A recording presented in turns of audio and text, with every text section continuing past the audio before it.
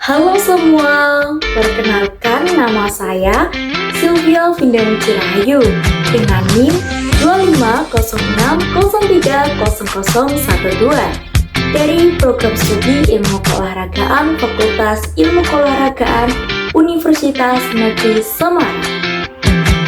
Pada video kali ini, saya akan membahas materi dari mata kuliah penulisan karya ilmiah yang diampu oleh Bapak Unpad Nur Ahmad, SPD, MPD. Pernah nggak sih kalian berpikir sebenarnya apa itu pengetahuan dan ilmu pengetahuan, serta perbedaan antara keduanya? Nah, di video kali ini saya akan membahas secara singkat, mulai dari ilmu pengetahuan, berpikir kritis, serta penulisan karya ilmiah. Yuk langsung saja kita bahas. Yang pertama, saya akan membahas apa sih itu ilmu pengetahuan.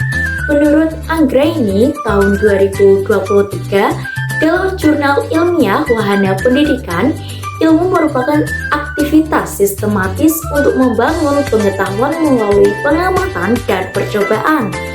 Ilmu pengetahuan adalah pengetahuan yang diperoleh melalui proses ilmiah untuk memahami suatu fenomena. Prosesnya dapat dilakukan melalui observasi dan penelitian.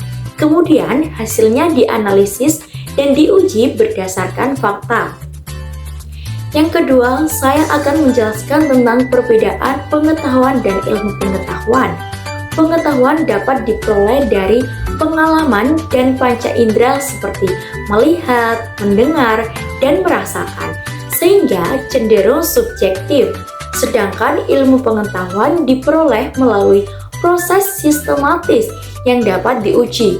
Menurut Indra tahun 2025, dalam jurnal pendidikan Tembusai, pengetahuan cenderung bersifat individual, sedangkan ilmu pengetahuan dibangun melalui metode ilmiah. Yang ketiga yaitu adalah apa konsep dasar berpikir kritis. Menurut Aimi dan Rashid tahun 2022 dalam jurnal Euclid, berpikir kritis berkaitan dengan kemampuan memahami masalah, menilai informasi, dan menentukan strategi. Berpikir kritis berarti tidak langsung menerima informasi.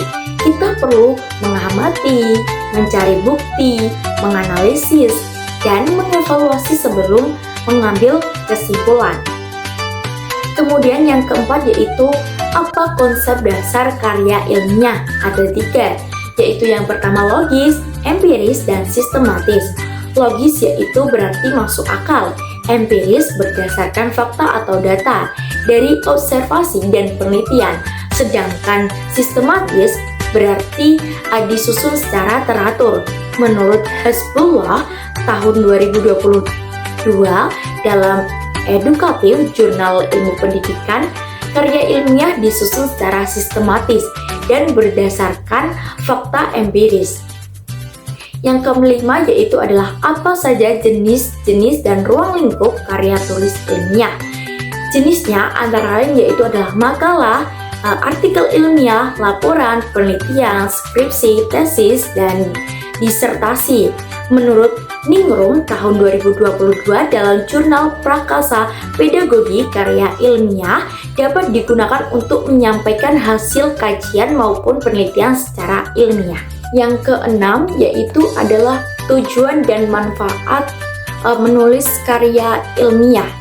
Menurut Winarta tahun 2021 dalam jurnal Altifani, menulis karya ilmiah dapat meningkatkan kemampuan mahasiswa dalam menulis. Tujuannya yaitu untuk menyampaikan gagasan atau hasil penelitian, serta melatih berpikir secara kritis dan sistematis. Manfaatnya yaitu meningkatkan kemampuan menulis, kemudian meneliti, menganalisis masalah, dan menambah pengetahuan. Menurut Riyani tahun 2022 dalam jurnal Bahasa Indonesia Prima, menulis karya ilmiah dapat meningkatkan juga keterampilan mahasiswa. Dan yang terakhir yaitu adalah yang ketujuh, apa yang disebut dengan sifat-sifat ilmiah. Menurut Hezbollah tahun 2022, dalam Edukatif, Jurnal Ilmu Pendidikan, karya ilmiah berdasarkan fakta empiris, menggunakan logika ilmiah, dan disusun secara sistematis. Jadi sifatnya yaitu ada 4, logis, empiris, sistematis, dan objektif. Logis berarti masuk akal, empiris berdasarkan fakta dari observasi atau penelitian, sistematis yaitu secara teratur, dan objektif berarti berdasarkan fakta, bukan pendapat pribadi. Nah, itu saja yang dapat saya sampaikan. Jadi dari pembahasan tadi dapat disimpulkan bahwa ilmu pengetahuan dan karya tulis ilmiah saling berkaitan. Keduanya yaitu membutuhkan fakta, observasi, penelitian, berpikir kritis, serta proses yang logis dan sistematis. Semoga infonya bermanfaat. Sekian penjelasan dari saya. Terima kasih sudah menyimak. Sampai jumpa di penjelasan berikutnya.